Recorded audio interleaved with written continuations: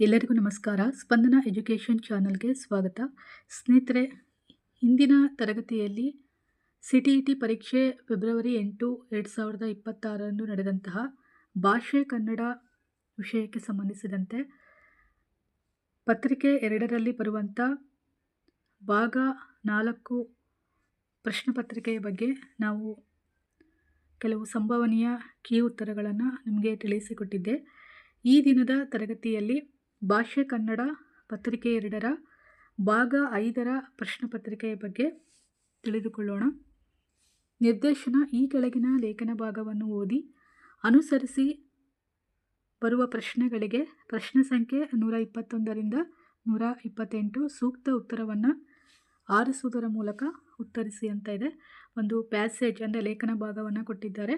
ಅದಕ್ಕೆ ಸರಿಯಾದಂತಹ ಪ್ರಶ್ನೆಗಳಿಗೆ ಉತ್ತರವನ್ನು ನಾವು ಆರಿಸಿ ಬರೀಬೇಕು. ಇದು ಕೇವಲ ಸಂಭವನೀಯ ಕೀ ಉತ್ತರಗಳು ಮಾತ್ರ ಆಗಿರುತ್ತೆ. ಇಲಾಖೆಯಿಂದ ಬಂದಿರುವಂಥ ಉತ್ತರಗಳು ಫೈನಲ್ ಕೀ ಆನ್ಸರ್ ಆಗಿರುತ್ತೆ. ಓಕೆ, 121ನೇ ಪ್ರಶ್ನೆ. ಈಡಿನ ಸದ್ದು ಅಂದರೆ ಏನು? ಆಪ್ಷನ್ 1 ಗುಂಡಿನ ಸದ್ದು, ಆಪ್ಷನ್ 2 ಬೇಟೆಯ ಸದ್ದು, ಆಪ್ಷನ್ 3 ಏಟಿನ ಸದ್ದು, ಆಪ್ಷನ್ 4 ಬಲೆಯ ಸದ್ದು. ಇಲ್ಲಿ ಅಷ್ಟರಲ್ಲಿ ಕಾಡಿನಿಂದ ಒಂದು ಈಡಿನ ಸದ್ದು ಕೇಳಿಸಿತು. ಅಂದರೆ ಕಾಡಿನಲ್ಲಿ ಕೇಳಿಸುವಂಥ ಸದ್ದು ಯಾವುದು ಅಂದರೆ ಅದು ಗುಂಡಿನ ಸದ್ದಾಗಿರುತ್ತೆ. ಆಪ್ಷನ್ 1 ಸರಿಯಾಗಿದೆ. ಈಡು ಅಂದರೆ ಗುಂಡಿನ ಸದ್ದು. ಪ್ರಶ್ನೆ ಸಂಖ್ಯೆ 122. ಕೊಳೆಯ ಭಾಗ ಒಂದು ಸಾಬೂನಿಗೆ ಬೆವರು ಕೇಳಿಸುವಂತೆ ಇತ್ತು. ಈ ವಾಕ್ಯದ ಅರ್ಥ ಯಾವುದು? ಆಪ್ಷನ್ 1 ಕೊಳೆಯ ಭಾಗ ಅತಿ ಹೆಚ್ಚಾಗಿತ್ತು, ಆಪ್ಷನ್ 2 ಕೊಳೆಯು ತೀವ್ರವಾಗಿ ಹೋಗುವಂತೆ ಇತ್ತು, ಆಪ್ಷನ್ 3 ಸಾಬೂನು ಶುದ್ಧಗೊಳಿಸಲು ಹೆಚ್ಚು ಇರಲಿಲ್ಲ, ಆಪ್ಷನ್ 4 ಕೊಳೆಯು ಸ್ವಲ್ಪ ಇದ್ದುದರಿಂದ ಸಾಬೂನು ಬೇಕಾಗಿರಲಿಲ್ಲ. ಇದಕ್ಕೆ ಸರಿಯಾದ ಉತ್ತರ ಆಪ್ಷನ್ 2 ಕೊಳೆಯು ತೀವ್ರವಾಗಿ ಹೋಗುವಂತೆ ಇತ್ತು. ನೆಕ್ಸ್ಟ್ 123ನೇ ಪ್ರಶ್ನೆ. ಇಲ್ಲಿ ನಣಗ್ದಪ್ಪು ಆಗಿದೆ, ಇದು ನೂ ಆಗಬೇಕು. ನುಣಗ್ದಪ್ಪು ಈ ಪದದ ಅರ್ಥ ಆಪ್ಷನ್ 1 ಪ್ರೀತಿಯ ಹೆಜ್ಜೆ, ಆಪ್ಷನ್ 2 ಒಳ್ಳೆಯ ಆಭರಣ, ಆಪ್ಷನ್ 3 ಸುಂದರ ಹೆಜ್ಜೆ, ಆಪ್ಷನ್ 4 ನವಿರಾದ ಕೆನ್ನೆ. ಇಲ್ಲಿ ನುಣಗ್ದಪ್ಪು ಅಂತಂದರೆ ಇದನ್ನು ಕೆನ್ನೆಗೆ ಹೋಲಿಸುತ್ತಾರೆ. ಸೊ ಹಾಗಾಗಿ ನವಿರಾದ ಕೆನ್ನೆ ಇಲ್ಲಿ ಸರಿಯಾಗಿದೆ. ನೆಕ್ಸ್ಟು ಪ್ರಶ್ನೆ ಸಂಖ್ಯೆ 124. ಅನಿಗಣ್ಣು ಈ ಪದದಲ್ಲಿ ಇರುವ ಸಂಧಿ ಯಾವುದು? ಆಪ್ಷನ್ 1 ಆಗಮ ಸಂಧಿ, ಆಪ್ಷನ್ 2 ಆದೇಶ ಸಂಧಿ, ಆಪ್ಷನ್ 3 ಸವರ್ಣ ದೀರ್ಘ ಸಂಧಿ, ಆಪ್ಷನ್ 4 ಲೋಪ ಸಂಧಿ. ಇಲ್ಲಿ ಅನಿಗಣ್ಣು ಬಿಡಿಸಿ ಬರೆದಾಗ ಅನಿ ಪ್ಲಸ್ ಕಣ್ಣು ಅನಿಗಣ್ಣು ಎಂದಾಗುತ್ತದೆ. ಇದು ಆಗಮ ಮತ್ತು ಲೋಪ ಸಂಧಿ ಎರಡಕ್ಕೂ ಕೂಡ ಉದಾಹರಣೆಗಳಾಗಿದೆ. ಆದರೆ ಹೆಚ್ಚಾಗಿ ಇದನ್ನು ಆಗಮ ಸಂಧಿಗೆ ಉದಾಹರಣೆ ಅಂತ ಹೇಳ್ಬೋದು. ಓಕೆ, ಕಾಕಾರದ ಬದಲಿಗೆ ಗಾಕಾರ ಬಂದರೆ ಅದನ್ನು ನಾವು ಆಗಮ ಸಂಧಿ ಅಂತೇಳಿ ಕರಿತೀವಿ. ಸೊ ಹಾಗಾಗಿ ಆಗಮ ಸಂಧಿ ಸರಿಯಾಗಿದೆ. ಪ್ರಶ್ನೆ ಸಂಖ್ಯೆ 125. ತಳಿರು ಈ ಪದದ ಅರ್ಥ ಆಪ್ಷನ್ 1 ನವಿರಾದ ಹೂವು, ಆಪ್ಷನ್ 2 ಎಲೆ, ಆಪ್ಷನ್ 3 ಹೂವು, ಆಪ್ಷನ್ 4 ಚಿಗುರು. ತಳಿರು ಅಂತಂದರೆ ನಾವು ಚಿಗುರು ಅಂತೇಳಿ ಕರೆಯುತ್ತೇವೆ. ಪ್ರಶ್ನೆ ಸಂಖ್ಯೆ 126. ವಾಸು ಶರ್ಟು ಹೇಗಿತ್ತು? ಆಪ್ಷನ್ 1 ಅಸ್ತವ್ಯಸ್ತ, ಆಪ್ಷನ್ 2 ಗುಂಡಿ ಬಿಚ್ಚಿ ಹೋಗಿತ್ತು, ಆಪ್ಷನ್ 3 ಗುಂಡಿ ಅರಿದು ಬಾಯಿ ತೆರೆದು ಹುಚ್ಚನಂತೆ, ಆಪ್ಷನ್ 4 ಗುಂಡಿ ತೆರೆದು ಬಾಯಿ ಅರಿದು ಹುಚ್ಚನಂತೆ. ವಾಸು ಶರ್ಟು ಹೇಗಿತ್ತು ಅಂದರೆ ಗುಂಡಿ ಹರಿದು ಬಾಯಿ ತೆರೆದು ಹುಚ್ಚನಂತೆ ಅಸ್ತವ್ಯಸ್ತವಾಗಿತ್ತು. ಹಾಗಾಗಿ ಆಪ್ಷನ್ 3 ಸರಿಯಾಗಿದೆ. ನೆಕ್ಸ್ಟ್ ಪ್ರಶ್ನೆ ಸಂಖ್ಯೆ 127. ಒಂಬಿಸಿಲು ಈ ಪದದಲ್ಲಿನ ಸಮಾಸ ಯಾವುದು? ಆಪ್ಷನ್ 1 ತತ್ಪುರುಷ, ಆಪ್ಷನ್ 2 ಬಹುವೀರಿ, ಆಪ್ಷನ್ 3 ಕರ್ಮಧಾರಯ, ಆಪ್ಷನ್ 4 ದ್ವಿಗು ಸಮಾಸ. ಒಂಬಿಸಿಲು ಅಂದರೆ ಹೊನ್ನಿನಿಂದ ಹೊನ್ನಾದ ಬಿಸಿಲು ಅಂದರೆ ಕೆಂಪು ಬಣ್ಣದ ಕೆಂಪಾದ ಅಂತೇಳಿ ಕರಿತೀವಿ. ಸೊ ಇದನ್ನು ನಾವು ಬಿಡಿಸಿದಾಗ ಇದನ್ನು ಕರ್ಮಧಾರಯ ಸಮಾಸಕ್ಕೆ ಉದಾಹರಣೆ ಅಂತ ಹೇಳ್ಬೋದು. ಓಕೆ, ನೆಕ್ಸ್ಟು 128ನೇ ಪ್ರಶ್ನೆ. ಬೆಣ್ಣೆ ಕದ್ದಿದ್ದೀಯಾ ಎಂಬ ಧ್ವನಿ ವಾಸುಗೆ ಹೇಗೆ ಕೇಳಿಸಿತು? ಆಪ್ಷನ್ 1 ದೆವ್ವದ ಧ್ವನಿಯಂತೆ, ಆಪ್ಷನ್ 2 ಭ್ರಮಾತ್ಮಕವಾದ ಸುಳ್ಳು ಧ್ವನಿಯಂತೆ, ಆಪ್ಷನ್ 3 ಸತ್ತ ಅಜ್ಜಿಯ ಧ್ವನಿಯಂತೆ, ಆಪ್ಷನ್ 4 ಕಡೆಗೋಲು ಕಂಬದ ಧ್ವನಿಯಂತೆ. ಬೆಣ್ಣೆ ಕದ್ದಿದ್ದೀಯಾ ಎಂಬ ಧ್ವನಿ ಸತ್ತ ಅಜ್ಜಿಯ ಧ್ವನಿಯಂತೆ ವಾಸುಗೆ ಕೇಳಿಸುತ್ತದೆ. ಓಕೆ, ನೆಕ್ಸ್ಟ್ ಇಲ್ಲಿ ಒಂದು ನಿರ್ದೇಶನವನ್ನು ಕೊಟ್ಟಿದ್ದಾರೆ. ಈ ಕೆಳಗಿನ ಲೇಖನ ಭಾಗವನ್ನು ಓದಿ ಅನುಸರಿಸಿ ಬರುವ ಪ್ರಶ್ನೆಗಳಿಗೆ ಪ್ರಶ್ನೆ ಸಂಖ್ಯೆ 129ರಿಂದ 135 ಸೂಕ್ತ ಉತ್ತರವನ್ನು ಆರಿಸುವುದರ ಮೂಲಕ ಉತ್ತರಿಸಿ. ಇಲ್ಲಿ ಒಂದು ಪ್ಯಾಸೇಜ್ ಲೇಖನ ಭಾಗವನ್ನು ಕೊಟ್ಟಿದ್ದಾರೆ, ಅದಕ್ಕೆ ಕೆಳಗಡೆ ಪ್ರಶ್ನೆಗಳನ್ನು ಕೊಟ್ಟಿದ್ದಾರೆ. ಸರಿಯಾದ ಉತ್ತರವನ್ನು ಆರಿಸಿ ಬರೀಬೇಕು. ಸೊ ನೋಡೋಣ. ಈ ಲೇಖನ ಭಾಗದ ಪ್ರಶ್ನೆಗಳು ಈ ರೀತಿಯಾಗಿದೆ. 129ನೇ ಪ್ರಶ್ನೆ, ಮೈ ಮೇಲೆ ಮುಳ್ಳು ನಿಲ್ಲು. ಇಲ್ಲಿ ಈ ನುಡಿಗಟ್ಟಿನ ಅರ್ಥ ಯಾವುದು? ಆಪ್ಷನ್ 1 ರೋಮಾಂಚನವಾಗು, ಆಪ್ಷನ್ 2 ಭಯವಾಗು, ಆಪ್ಷನ್ 3 ಅಳು ಬರುವುದು, ಆಪ್ಷನ್ 4 ಉತ್ಸಾಹ ಬರು. ಮೈ ಮೇಲೆ ಮುಳ್ಳು ನಿಲ್ಲು ಅಂತ ಅಂದರೆ ಮೈ ಜುಮ್ ಎನ್ನುವಂಥದ್ದು, ಅಂದರೆ ರೋಮಾಂಚನವಾಗುವಂಥದ್ದು. ಸೊ ಹಾಗಾಗಿ ಆಪ್ಷನ್ 1 ಸರಿಯಾಗಿದೆ. ನೆಕ್ಸ್ಟು 130ನೇ ಪ್ರಶ್ನೆ, ತಲಬು ಈ ಪದದ ಅರ್ಥ. ಆಪ್ಷನ್ 1 ನಿಲ್ಲು, ಆಪ್ಷನ್ 2 ಚಟ, ಆಪ್ಷನ್ 3 ನೂಕು, ಆಪ್ಷನ್ 4 ತಬ್ಬು. ಅಂದರೆ ತಾವೇ ದಿಗಿಲುಪಟ್ಟು ಎಲ್ಲ ಬಿಟ್ಟು ಇಸ್ಪೀಟಿಗೆ ಅಂದರೆ ಇಸ್ಪೀಟಿನ ತಲಬಿಗೆ ಅಂಗಡಿಯನ್ನು ಇಷ್ಟು ಬೇಗ ಮುಚ್ಚಿದನೋ ಎಂದು ಕಳವಳಕ್ಕೆ ಬಂದನು. ಅಂದರೆ ಇಸ್ಪೀಟಿನ ತಲಬಿಗೆ ಅಂದರೆ ಚಟಕ್ಕೆ ಅಂತೇಳಿ ಅರ್ಥ ಬರುತ್ತೆ. ತಲಬು ಅಂತಂದರೆ ಚಟ, ಆಪ್ಷನ್ 2. ನೆಕ್ಸ್ಟ್ 131ನೇ ಪ್ರಶ್ನೆ, ಸಿಡಿಲಿನ ಧಾರೆ ಹೇಗೆ ಕಂಡಿದೆ ಅಂತ ಕೇಳಿದರೆ ಆಪ್ಷನ್ 1 ಕೊರೆಯುವ ಮಳೆಯ ಮಿಂಚು, ಆಪ್ಷನ್ 2 ಬೆಳಕಿಲ್ಲದ ಸಂದರ್ಭದ ಬೆಳಕು, ಆಪ್ಷನ್ 3 ಜೋರಾದ ಶಬ್ದದ ಹಾಗೆ, ಆಪ್ಷನ್ 4 ಹಾವಿನಂತೆ ಬಳುಕಿದ ಮಿಂಚಿನಂತೆ. ಆ ಒಂದು ಕತ್ತಲೆಯಲ್ಲಿ ಸಿಡಿಲಿನ ಧಾರೆ ಹೇಗಿದೆ ಅಂತಂದರೆ ಆಪ್ಷನ್ 4 ಹಾವಿನಂತೆ ಬಳುಕಿದ ಮಿಂಚಿನಂತೆ ಇತ್ತು. ನೆಕ್ಸ್ಟ್ 132ನೇ ಪ್ರಶ್ನೆ, ಬಾಲವನ್ನು ಕುಂಡೆಯಲ್ಲಿ ಸಿಕ್ಕಿಸಿ ಈ ನುಡಿ ಭಾಗದ ಅರ್ಥ ಏನು? ಆಪ್ಷನ್ 1 ಹೆದರಿಕೊಂಡು, ಆಪ್ಷನ್ 2 ರಕ್ಷಿಸಿಕೊಂಡು, ಆಪ್ಷನ್ 3 ಮಳೆಯಿಂದ ತಪ್ಪಿಸಿಕೊಂಡು, ಆಪ್ಷನ್ 4 ಸಿಟ್ಟಿನಿಂದ. ಇದಕ್ಕೆ ಸರಿಯಾದ ಉತ್ತರ ಆಪ್ಷನ್ 1 ಹೆದರಿಕೊಂಡು. ನೆಕ್ಸ್ಟ್ 133ನೇ ಪ್ರಶ್ನೆ, ಇಡೀ ಗದ್ಯ ಭಾಗದಲ್ಲಿ ವರ್ಣಿಸಲಾದ ವಿಷಯ ಯಾವುದು? ಆಪ್ಷನ್ 1 ಮಳೆ, ಆಪ್ಷನ್ 2 ಭಯ, ಆಪ್ಷನ್ 3 ಮಿಂಚು, ಆಪ್ಷನ್ 4 ಕತ್ತಲೆ. ಸೊ ಈ ಒಂದು ಗದ್ಯ ಭಾಗದಲ್ಲಿ ಅಂದರೆ ಲೇಖನ ಭಾಗದಲ್ಲಿ ವರ್ಣಿಸಲಾದಂಥ ಒಂದು ವಿಷಯ ಅಂತಂದರೆ ಅದು ಕತ್ತಲೆಗೆ ಸಂಬಂಧಿಸಿದ್ದಾಗಿದೆ. ಪ್ರಶ್ನೆ ಸಂಖ್ಯೆ 134, ಉರುಪು ಈ ಪದದ ಅರ್ಥ. ಆಪ್ಷನ್ 1 ಚಳಿ, ಆಪ್ಷನ್ 2 ಊದುವುದು, ಆಪ್ಷನ್ 3 ಉತ್ಸಾಹ, ಆಪ್ಷನ್ 4 ಕೆರೆತ. ಉರುಪು ಅಂತಂದರೆ ಉತ್ಸಾಹ ಅಂತೇಳಿ ನಾವು ಕರೆಯುತ್ತೇವೆ. ನೆಕ್ಸ್ಟು ಪ್ರಶ್ನೆ ಸಂಖ್ಯೆ 135, ಬುರುಡೆ ದೀಪ ಅಂದರೆ ಏನು? ಆಪ್ಷನ್ 1 ಬೆಳಕು ಕೊಡುವ ದೀಪ, ಆಪ್ಷನ್ 2 ಎತ್ತರದಲ್ಲಿ ಇಟ್ಟ ದೀಪ, ಆಪ್ಷನ್ 3 ಗಾಜಿನ ಚಿಮಣೆ ದೀಪ, ಆಪ್ಷನ್ 4 ಸುಳ್ಳು ದೀಪ. ಬುರುಡೆ ದೀಪ ಅಂತಂದರೆ ಗಾಜಿನ ಚಿಮಣೆ ದೀಪವನ್ನು ಬುರುಡೆ ದೀಪ ಎಂದು ಕರೆಯುತ್ತೇವೆ. 136ನೇ ಪ್ರಶ್ನೆ ಕನ್ನಡ ಬೋಧನಾ ವಿಷಯಕ್ಕೆ ಸಂಬಂಧಿಸಿದಂಥ ಪ್ರಶ್ನೆಗಳಾಗಿರುತ್ತೆ. ಎಲ್ಲ ಕಲಿಕಾರ್ಥಿಗಳು ತಮ್ಮ ಮಾತೃಭಾಷೆಯಲ್ಲಿ ಶಾಲಾ ಶಿಕ್ಷಣವನ್ನು ಆರಂಭಿಸಿ ನಂತರ ಅದಕ್ಕೆ ಇನ್ನಷ್ಟು ಹೆಚ್ಚಿನ ಭಾಷೆಗಳನ್ನು ಸೇರಿಸುವ ಕಡೆಗೆ ಚಲಿಸುತ್ತಾರೆ. ಶಿಕ್ಷಣ ನೀತಿಯಲ್ಲಿ ಭಾಷೆಯನ್ನು ಕುರಿತಂತೆ ಏನೆಂದು ಹೇಳಲಾಗುತ್ತದೆ? ಭಾಷಾ ಶಿಕ್ಷಣಕ್ಕೆ ಮಾತೃಭಾಷೆಯ ಮೂಲ, ಬಹುಭಾಷಿಕತ್ವ ಮಾತೃಭಾಷೆ ಆಧಾರಿತ, ಶಿಕ್ಷಣ ನೀತಿಯಲ್ಲಿ ಭಾಷೆಯ ಸಂಸ್ಕೃತಿ ಆಧಾರಿತ, ಶಾಲಾ ಶಿಕ್ಷಣಕ್ಕೆ ತ್ರಿಭಾಷಾ ಸೂತ್ರ.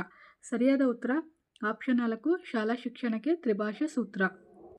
ಪ್ರಶ್ನೆ ಸಂಖ್ಯೆ 137, ಉತ್ಪಾದನಾ ಶಬ್ದಕೋಶ ಎಂದರೇನು?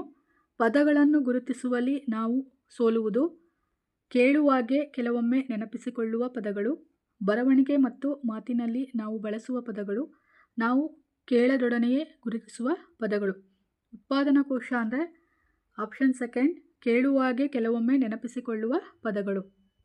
ನೆಕ್ಸ್ಟ್ ಪ್ರಶ್ನೆ ಸಂಖ್ಯೆ 138, ವಿಭಿನ್ನವಾದ ಕ್ಷೇತ್ರಗಳ ವಿಷಯಗಳನ್ನು ಶಿಕ್ಷಕರು ವಿದ್ಯಾರ್ಥಿಗಳಿಗೆ ತರಗತಿಯಲ್ಲಿ ಪ್ರಸ್ತುತಪಡಿಸುವಾಗ ಹಾಗೂ ಅವರೊಡನೆ ಸಂವಾದ ನಡೆಸುವಾಗ ಭಾಷಿಕ ಬಳಕೆಯು ಅದಕ್ಕೆ ತಕ್ಕಂತೆ ಇರುತ್ತದೆ.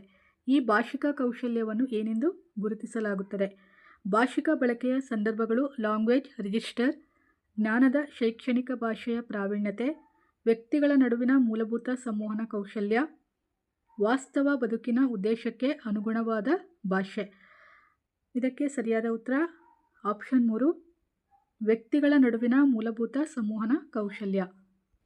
ಪ್ರಶ್ನೆ ಸಂಖ್ಯೆ 139, ರೂಪಾಭಿಮುಖ ಫ್ರಮ್ ಓರಿಯೆಂಟೆಡ್ ಭಾಷಿಕ ನಿಯುಕ್ತಿಗಳು ಏನನ್ನು ಕುರಿತದ್ದಾಗಿದೆ? ಮಾಹಿತಿಯ ಮೇಲೆ ಕೇಂದ್ರೀಕೃತಗೊಳ್ಳುವ ನಿಯುಕ್ತಿಗಳು ಇನ್ಪುಟ್ಸ್, ಬರವಣಿಗೆಯನ್ನು ಕಲಿಯಲು ಬೇಕಾಗುವ ಪ್ರಚ್ಛನ್ನ ನಿಯುಕ್ತಿಗಳು, ಭಾಷಾ ಕಲಿಕೆಗಾಗಿ ಭಾಷಿಕ ನಿಯುಕ್ತಿಗಳನ್ನು ಅರ್ಥೈಸುವುದು, ಶಬ್ದಕೋಶದ ಬಳಕೆ, ಉಚ್ಚಾರಣೆ ಮತ್ತು ವ್ಯಾಕರಣ. ಸೊ ಇದಕ್ಕೆ ರೂಪಾಭಿಮುಖ, ಫ್ರಮ್ ಓರಿಯೆಂಟೆಡ್, ವಾರ್ಷಿಕ ನಿಯುಕ್ತಿಗಳು ಅಂತಂದರೆ ಅದು ಶಬ್ದಕೋಶದ ಬಳಕೆ, ಉಚ್ಚಾರಣೆ ಮತ್ತು ವ್ಯಾಕರಣದ್ದಾಗಿದೆ. ನೆಕ್ಸ್ಟ್ 140ನೇ ಪ್ರಶ್ನೆ. ಈ ಕೆಳಗಿನ ಯಾವ ವಿಧವಾದ ಹೇಳಿಕೆಯು ವ್ಯಾಕರಣದ ತಿಳುವಳಿಕೆಯನ್ನು ಕುರಿತ ಅರ್ಥೈಸುತ್ತದೆ? ರೂಪದ ಬಗ್ಗೆ ತಿಳುವಳಿಕೆ, ಅದನ್ನು ವರ್ಣಿಸುವುದು ಮತ್ತು ಒಂದು ಮಿತವಾದ ಬಳಕೆಯಲ್ಲಿ ಅನ್ವಯಿಸುವುದು. ಆಪ್ಷನ್ 1 ಕಾರ್ಯವಿಧಾನದ ತಿಳುವಳಿಕೆ, ಆಪ್ಷನ್ 2 ಘೋಷಿತ ತಿಳುವಳಿಕೆ, ಆಪ್ಷನ್ 3 ಸಾಮರ್ಥ್ಯ, ಆಪ್ಷನ್ 4 ಸೂಕ್ಷ್ಮ ತಿಳುವಳಿಕೆಯ ಜ್ಞಾನ. ಅಂದರೆ ರೂಪದ ಬಗ್ಗೆ ತಿಳುವಳಿಕೆ ಮತ್ತು ಅದನ್ನು ವರ್ಣಿಸುವುದು, ಒಂದು ಮಿತವಾದ ಬಳಕೆಯಲ್ಲಿ ಅನ್ವಯಿಸುವುದು ಅಥವಾ ಅನ್ವಯಿಕೆ ಅಂತ ಅಂದರೆ ಅದು ಆಪ್ಷನ್ 1 ಕಾರ್ಯವಿಧಾನದ ತಿಳುವಳಿಕೆ ಆಗುತ್ತೆ. ನೆಕ್ಸ್ಟು 141ನೇ ಪ್ರಶ್ನೆ. ಈ ಕೆಳಗಿನ ಕ್ರಿಯೆಗಳನ್ನು ಏನೆಂದು ಹೇಳಲಾಗುತ್ತದೆ?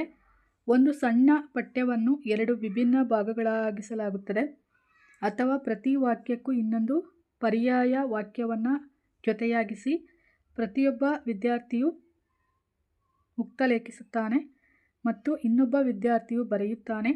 ಈ ಪ್ರಕ್ರಿಯೆಯನ್ನು ಪುನರಾವರ್ತಿಸಿ ಇನ್ನೊಬ್ಬ ವ್ಯಕ್ತಿಯು ಆಲಿಸಿ ಬರೆಯುವಂತೆ ಮಾಡಿ ನಂತರ ಇಬ್ಬರು ಒಟ್ಟಿಗೆ ಇಡೀ ಪಠ್ಯವನ್ನು ಪೂರ್ಣಗೊಳಿಸುತ್ತಾರೆ. ಸೊ ಇಲ್ಲಿ ಆಪ್ಷನ್ 1 ಪರಸ್ಪರ ಉಕ್ತಲೇಖನ, ಆಪ್ಷನ್ 2 ವ್ಯಾಕರಣ ಉಕ್ತಲೇಖನ, ಆಪ್ಷನ್ 3 ಅಂತಃಸೃಷ್ಟಿ ಟ್ರಾನ್ಸ್ಕ್ರಿಯೇಷನ್, ಪರಿಚ್ಛೇದ ಅಂದರೆ ಪ್ಯಾರಾಗ್ರಾಫ್ ಉಕ್ತಲೇಖನ. ಸೊ ಇದಕ್ಕೆ ಅಂತಃಸೃಷ್ಟಿ ಟ್ರಾನ್ಸ್ಕ್ರಿಯೇಷನ್ ಅಂತ ಹೇಳ್ಬೋದು. ನೆಕ್ಸ್ಟು ಪ್ರಶ್ನೆ ಸಂಖ್ಯೆ 142.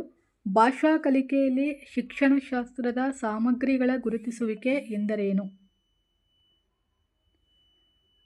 ಶಿಕ್ಷಕಿಯು ತನ್ನ ತರಗತಿಯಲ್ಲಿ ಶಿಕ್ಷಣಶಾಸ್ತ್ರವನ್ನು ಅರ್ಥಮಾಡಿಕೊಳ್ಳಲು ಸಾಧ್ಯವಾಗುವಿಕೆ. ಆಪ್ಷನ್ 2 ತರಗತಿಯಲ್ಲಿ ಬಳಸುವ ವಿವಿಧ ಬಗೆಯ ಶಿಕ್ಷಣಶಾಸ್ತ್ರದ ತಂತ್ರಗಳನ್ನು ಪಟ್ಟಿ ಮಾಡುವುದು. ಆಪ್ಷನ್ 3 ಭಾಷಾ ಶಿಕ್ಷಣಶಾಸ್ತ್ರವನ್ನು ಮುಂದಕ್ಕೆ ಒಯ್ಯಲು ಚಟುವಟಿಕೆಗಳು ಮತ್ತು ಕೆಲಸಗಳನ್ನು ಒಂದಕ್ಕೊಂದು ಬೆಸೆಯುವುದು. ಆಪ್ಷನ್ 4 ಶಿಕ್ಷಕರು ಶಿಕ್ಷಣಶಾಸ್ತ್ರವನ್ನು ಸಾಮಗ್ರಿಗಳೊಡನೆ ಬೆಸೆದುಕೊಂಡು ತಮಗೆ ಬೇಕಾದಂತೆ ಶಿಕ್ಷಣಶಾಸ್ತ್ರವನ್ನು ಹೊಂದಿಸಿಕೊಳ್ಳುತ್ತಾರೆ. ಇಲ್ಲಿ ಶಿಕ್ಷಣಶಾಸ್ತ್ರದ ಸಾಮಗ್ರಿಗಳ ಗುರುತಿಸುವಿಕೆ ಅಂತಂದರೆ ಆಪ್ಷನ್ 3 ಭಾಷಾ ಶಿಕ್ಷಣಶಾಸ್ತ್ರವನ್ನು ಮುಂದಕ್ಕೆ ಒಯ್ಯಲು ಚಟುವಟಿಕೆಗಳು ಮತ್ತು ಕೆಲಸಗಳನ್ನು ಒಂದಕ್ಕೊಂದು ಬೆಸೆಯುವುದು ಎಂದರ್ಥವಾಗುತ್ತದೆ. ಪ್ರಶ್ನೆ ಸಂಖ್ಯೆ 143. ಈ ಕೆಳಗಿನವುಗಳಲ್ಲಿ ಯಾವುದು ಕಲಿಕೆಯ ಮೌಲ್ಯಾಂಕನ? 1 ನಿಗದಿತ ಹಂತದಲ್ಲಿ ವಿದ್ಯಾರ್ಥಿಗಳ ಸಾಧನೆಯನ್ನು ಸರಿತಪ್ಪುಗಳಿಗೆ ಒಳಪಡಿಸಲು ಮೌಲ್ಯಾಂಕನವನ್ನು ರಾಜ್ಯದ ಹಂತದಲ್ಲಿ ಮಾಡುವುದು.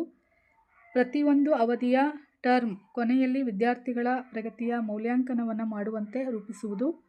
ಆಪ್ಷನ್ 3 ಬೋಧನೆ ಕಲಿಕೆಯ ಪ್ರಕ್ರಿಯೆಯಲ್ಲಿಯೇ ವಿದ್ಯಾರ್ಥಿಗಳನ್ನು ಗಮನಿಸುವುದು ಮತ್ತು ತಿದ್ದುವಂತೆ ಮೌಲ್ಯಾಂಕನವನ್ನು ರೂಪಿಸುವುದು. ಆಪ್ಷನ್ 4 ವಿದ್ಯಾರ್ಥಿಗಳ ಪ್ರಗತಿಯನ್ನು ವರ್ಷದ ಕೊನೆಯಲ್ಲಿ ಗಮನಿಸಿ ಅವರನ್ನು ಮುಂದಿನ ತರಗತಿಗೆ ಪರಿಗಣಿಸಲು ಮೌಲ್ಯಾಂಕನವನ್ನು ರೂಪಿಸುವುದು. ಇಲ್ಲಿ ಕಲಿಕೆಯ ಮೌಲ್ಯಾಂಕನ ಅಂತಂದರೆ ಬೋಧನೆ ಕಲಿಕೆಯ ಪ್ರಕ್ರಿಯೆಯಲ್ಲಿಯೇ ವಿದ್ಯಾರ್ಥಿಗಳನ್ನು ಗಮನಿಸುವುದು ಮತ್ತು ತಿದ್ದುವಂತೆ ಮೌಲ್ಯಾಂಕನವನ್ನು ರೂಪಿಸುವುದು ಸರಿಯಾಗಿದೆ. ಪ್ರಶ್ನೆ ಸಂಖ್ಯೆ 144.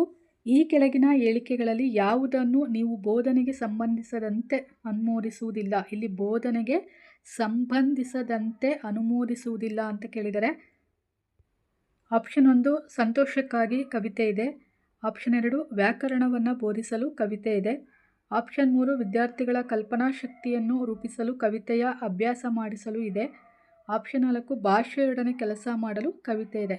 ಇಲ್ಲಿ ಬೋಧನೆಗೆ ಸಂಬಂಧಿಸದಂತೆ ಅನುಮೋದಿಸುವುದಿಲ್ಲ ಅಂದರೆ ಅದು ಆಪ್ಷನ್ 1 ಸಂತೋಷಕ್ಕಾಗಿ ಕವಿತೆ ಇದೆ, ಇದು ಅನುಮೋದಿಸುವುದಿಲ್ಲ. ಪ್ರಶ್ನೆ ಸಂಖ್ಯೆ 145. ಈ ಕೆಳಗಿನ ಕಾರ್ಯಚಟುವಟಿಕೆಯು ಯಾವುದನ್ನು ಒಳಗೊಂಡಿದೆ? ವಿದ್ಯಾರ್ಥಿಗಳಿಗೆ ಹೋಟೆಲ್ ಮೆನುವನ್ನು ಕೊಟ್ಟು ಅವರು 4 ಜನರಿಗೆ 1800 ರೂಗಳಲ್ಲಿ ಊಟವನ್ನು ಕೊಡಲು ಆದೇಶಿಸಬೇಕಾಗಿದೆ. ಇದರಲ್ಲಿ ಒಬ್ಬರು ಸಸ್ಯಾಹಾರಿ, ಇನ್ನೊಬ್ಬರು ಅಣಬೆಗೆ ಅಲರ್ಜಿಯುಳ್ಳವರು. ನಂತರ ಅವರು ಮನೆಗೆ ಹಿಂದಿರುಗಲು ಆಟೋಗಾಗಿ 70 ರೂಗಳನ್ನು ಇಟ್ಟುಕೊಳ್ಳಬೇಕಾಗಿದೆ. ವಿದ್ಯಾರ್ಥಿಗಳು ಊಟಕ್ಕಾಗಿ ಯಾವುದನ್ನು ಆದೇಶ ಮಾಡುತ್ತಾರೆ? ಜನರ ಅಗತ್ಯಗಳೇನು ಮತ್ತು ಹಾಸ್ಟೆಲ್ಗೆ ಹಿಂದಿರುಗಲು ಹಣವನ್ನು ಉಳಿಸಿ ಇಟ್ಟುಕೊಳ್ಳಬೇಕಾಗಿದೆ. ಸೊ ಇಲ್ಲಿ ಆಪ್ಷನ್ 1 ಜ್ಞಾನದ ತಂತ್ರಗಳು ಕಾಗ್ನಿಟಿವ್ ಸ್ಕಿಲ್ಸ್, ಆಪ್ಷನ್ 2 ವರ್ತಮಾನ ಬಳಕೆಯ ಉತ್ಪಾದನೆ ಭಾಷೆ, ಆಪ್ಷನ್ 3 ಉನ್ನತ ಮಟ್ಟದ ಆಲೋಚನಾ ಕಾಳಜಿ, ಆಪ್ಷನ್ 4 ಅಧ್ಯಯನ ನಿರತ ಆತ್ಮಶೋಧನ ಬಳಕೆ ಭಾಷೆ. ಸೊ ಇಲ್ಲಿ ನನ್ನ ಪ್ರಕಾರ ಹೇಳಬೇಕು ಅಂತಂದರೆ ಆಪ್ಷನ್ 3 ಉನ್ನತ ಮಟ್ಟದ ಆಲೋಚನಾ ಕಾಳಜಿ ಇದನ್ನು ಕಾರ್ಯಚಟುವಟಿಕೆ ಒಳಗೊಂಡಿದೆ ಅಂತ ಹೇಳ್ಬೋದು. ನೋಡೋಣ ಕೀ ಆನ್ಸರಲ್ಲಿ ಯಾವುದು ಸರಿಯಾದ ಆನ್ಸರ್ ಅಂತ ನೋಡೋಣ. ಒಟ್ಟು ಬಿ ಮತ್ತು ಸಿ ಡೌಟ್ ಇದೆ, ಆದರೆ ನನ್ನ ಪ್ರಕಾರ ಉನ್ನತ ಮಟ್ಟದ ಆಲೋಚನಾ ಕಾಳಜಿ ಸರಿಯಾಗಿದೆ. ಪ್ರಶ್ನೆ ಸಂಖ್ಯೆ 146. ಈ ಕೆಳಗಿನವುಗಳಲ್ಲಿ ಯಾವುದು ಭಾಷಾ ಗಳಿಕೆ ಮತ್ತು ಕಲಿಕೆಯಲ್ಲಿ ಅಂತಸ್ಥ ಊಹಾ ಸಿದ್ಧಾಂತದ ಪ್ರಮೇಯಕ್ಕೆ ಸರಿಯಾದುದಾಗಿದೆ?